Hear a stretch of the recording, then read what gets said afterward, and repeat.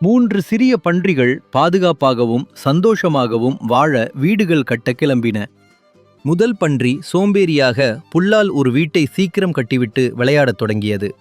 இரண்டாம் பன்றி குச்சியால் ஒரு வீடு கட்டி அது போதுமான பலமுள்ளதாக இருக்கும் என்று நினைத்தது. மூன்றாம் பன்றி கடினமாக உழைத்து இடியாத வலுவான கல் வீட்டை கட்டியது. ஒருநாள் பசித்த ஓநாய் புல்வீட்டை பார்த்ததும் உள்ளே இருக்கும் பன்றியை எளிதில் பிடிக்கலாம் என நினைத்தது. ஓநாய் பலத்த மூச்சுக்காட்டில் புல்வீட்டை நொடியில் சிதறடித்தது. பயந்த முதல் பன்றி உதவி தேடி குச்சி வீட்டுக்கு ஓடியது. ஓநாய் பலமாய் ஊதியதும் குச்சி வீடும் சில வினாடிகளில் இடிந்து விழுந்தது.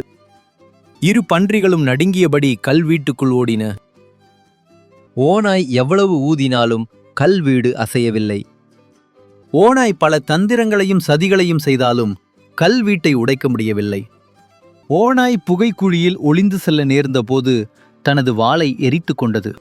களைத்தும் கோபத்துடனும் ஓநாய் ஓடிப்போனது. பன்றிகள் சந்தோஷமாக வாழ்ந்தன. நீதி: கடின உழைப்பும் முன்திட்டமிடலும் எப்போதும் பாதுகாப்பை தரும்.